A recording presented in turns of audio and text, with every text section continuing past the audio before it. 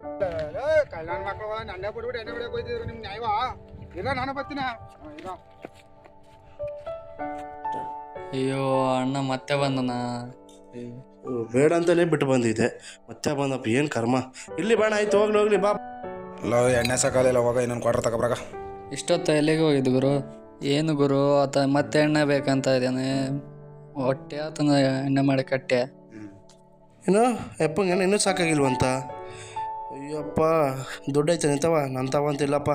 ನೋಡು ಹುಚ್ಚ ಅಂದ್ರೆ ರಂಗೋಲಿ ಬಿಡ್ತಾವೆ ನೋಡಲ್ಲಿ ಎಲ್ಲ ಕೊಡು. ಆವಾಗಿಂದ ಕುಡ್ದು ನಾವು ಕುಡ್ದಿದ್ದು ಒಂದು ಬಿಯರು, ಯಪ್ಪ ಕುಡ್ದಿದ್ದು ಫುಲ್ ಬಾಟ್ಲು. ಇನ್ನೂ ಸಾಕಾಗಿಲ್ವಾ? ಐತಿರು ಮನ್ಯಾಗ ಕರ್ಕೊಂಡು ಹೋಗೋಣ, ಹೊಟ್ಟೆ ಬೇರೆ ಹಸಿತೈತೆ. ಅಣ್ಣ ಅಣ್ಣ ಅಣ್ಣ ಆಯ್ತು ಬೇಡ ಹೋಗೋಣ. ಎಣ್ಣೆ ಬೇಕಾ ಇನ್ನೊಂದು? ಒಂದು ಕ್ವಾರ್ಟ್ರ್ ಸಾಕಷ್ಟೇ. ಒಂದೇ 5 minutes later. ಎಲ್ಲೋ ಯಪ್ಪ ಇನ್ನೂ ಬರಲಿಲ್ಲ, ಹೊಟ್ಟೆ ಬೇರೆ ಹಸಿತೈತೆ. ಬಂದೆ ನೋಡು ಒಂಚೂರು, ಹೊಡಿತ ನೋಡು.